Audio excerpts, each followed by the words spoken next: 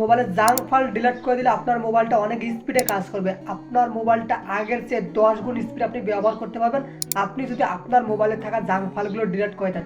আমার এই ভিডিওটা আপনি শেষ পর্যন্ত দেখুন, তাহলে কিন্তু খুব সহজে আপনার মোবাইলের জাঙ্ক ফাইলগুলো আপনি ডিলিট করে দিতে পারবেন।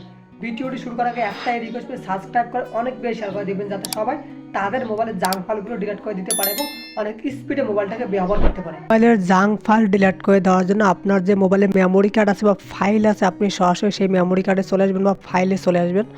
আসার পর ওপরে দেখেন 3 ডট নামে একটি অপশন পাবেন, আপনি এই 3 ডটের উপর ক্লিক করবেন। ক্লিক করার পর এখানে দেখেন ক্লিয়ার নামে একটি অপশন পাবেন, এই ক্লিয়ারের উপর আপনি ক্লিক করে দেবেন।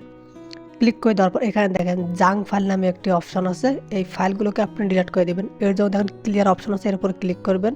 ক্লিক করার পর আপনি ক্লিয়ারে দেবেন। যারা এই পর্যন্ত ভিডিওটি দেখছেন প্লিজ শেষ পর্যন্ত ভিডিওটি দেখবেন। তারপর নিচে দেখেন ডিলিট ডুপ্লিকেট নামে একটি অপশন আছে, এই ফাইলগুলোকে আপনি ডিলিট করে দেবেন। এর জন্য আপনি যে সিলেক্ট ফাইলের উপর ক্লিক করবেন।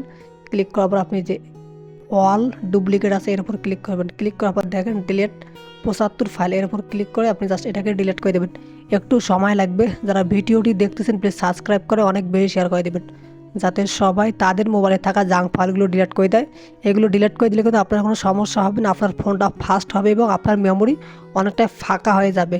আপনাকে কোনো কিছু ডিলিট করে দেওয়া লাগতেছে না, বাট আপনার মেমোরি কিন্তু অটোমেটিকলি ফাঁকা হয়ে যাইতেছে। এখানে যখন ডিলিট হয়ে যাবে তারপর আপনি এখানে ক্লোজ দিবেন। ক্লোজ দিয়ে ব্যাগে চলে আসবেন। ব্যাগে আসার পর এখানে দেখেন যে টাস্ক নামে একটি অপশন আছে, আপনার থাকতে পারে বিন অর্থাৎ বিসাইকেল, আপনার থাকতে পারে বিন। তো আপনি যে টাস্টের উপর ক্লিক করবেন। ক্লিক করার পরে একটু আগে আপনি যেগুলো ডিলিট করলেন জাঙ্ক ফাইলগুলো এবং ডুপ্লিকেট ফাইলগুলো, সেই ফাইলগুলো এখানে আবারও চলে আসবে। তো আপনি এগুলোকে আবারও সিলেক্ট করে নেবেন, এখানে অল সিলেক্ট দিবেন, দেওয়ার পর আপনি এটাকে ডিলিট করে দেবেন। এটাকে ডিলিট করে দেবেন, দেওয়ার পর একটু অপেক্ষা করবেন।